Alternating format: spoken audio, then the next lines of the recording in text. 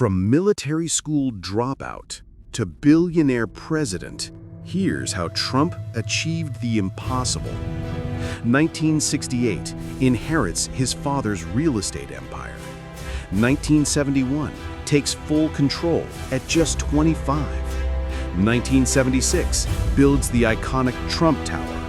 1987, declared a billionaire. 2004, The Apprentice turns him into a TV powerhouse. And in 2016, wins the presidency with zero political experience. But the real story of how he did it? That part might shock you. The family secrets, the fake wealth, the mob ties, and the bankruptcies they never wanted you to see. From a German immigrant named Drumpf to the most powerful man in America, this is the untold story of Donald Trump's rise and the dark secrets that built his empire.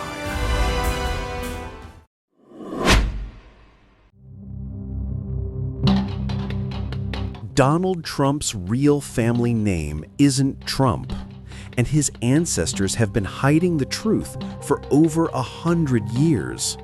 Trump's grandfather was Friedrich Drumpf from Karlstadt, Germany. When he immigrated to America in 1885, the family name was Drumpf, not Trump.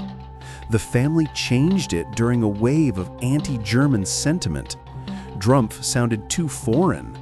They needed a name that felt American and marketable. So, the billion-dollar Trump brand, the gold letters, the towers, the fame, is all built on a name change. The Trump Empire? It's really the Drumpf Empire in disguise. From Friedrich Drumpf to Donald Trump, a century of image control. The man who shouts America first has been hiding his immigrant past the whole time.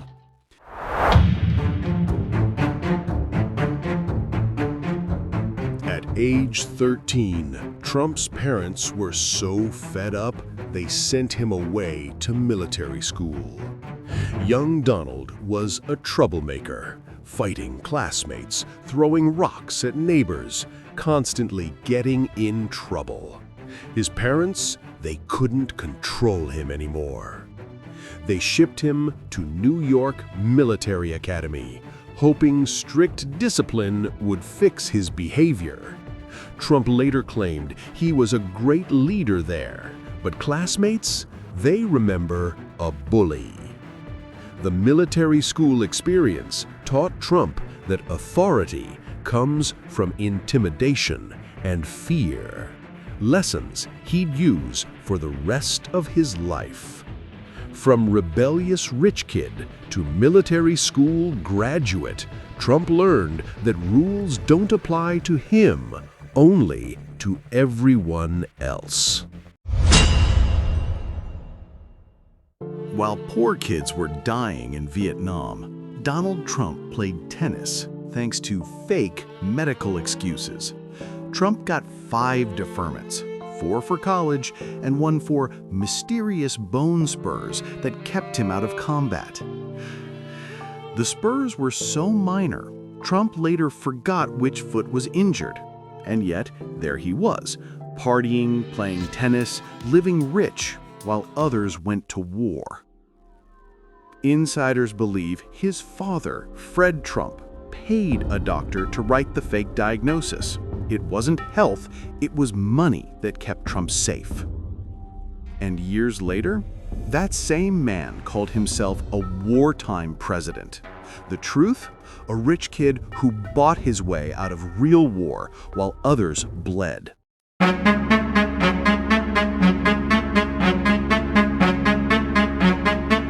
Trump's self-made billionaire story? Total myth. He inherited over $400 million, and that's just the beginning. Fred Trump, Donald's father, built a real estate empire through government handouts and housing discrimination. Donald didn't build from scratch. He was handed the blueprint, the cash, and the dirty playbook.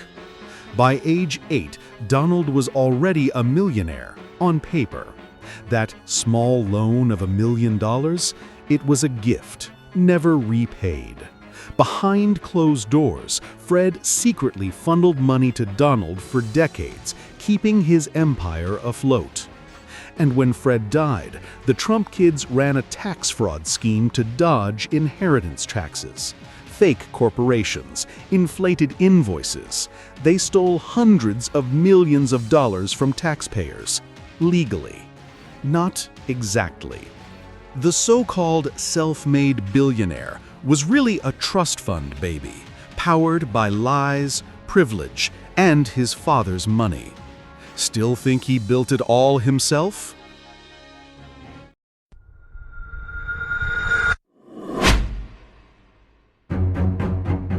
Trump's first Manhattan deal was pure fraud, and it set the pattern for everything that followed.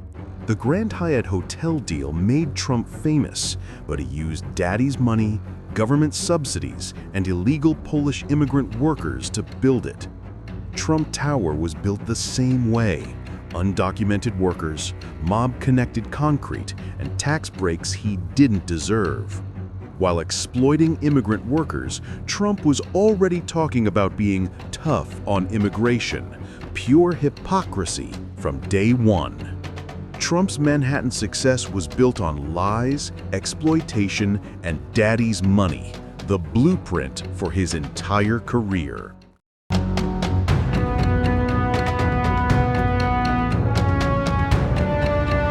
Trump's Atlantic City casinos were financial disasters that he somehow spun as success. Trump Taj Mahal, Trump Plaza, Trump Castle, all three went bankrupt. He borrowed against his father's assets and still couldn't make gambling profitable. Mob-connected construction, his own casinos competing with each other. It wasn't just risky, it was stupid. Basic business sense was missing.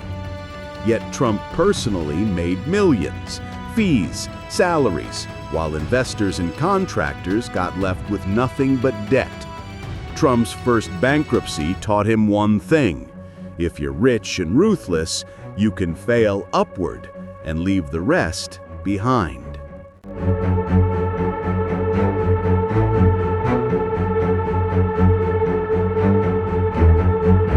The book that made Trump famous? Yeah, he didn't even write it. Tony Schwartz spent 18 months shadowing Trump to write every word of The Art of the Deal. Trump? He couldn't focus long enough to write a grocery list. Schwartz later said it was like putting lipstick on a pig. He claimed Trump showed signs of serious attention issues and narcissistic personality disorder. The book sold millions and built the deal-maker myth. But most deals inside? Either total failures or straight-up fiction.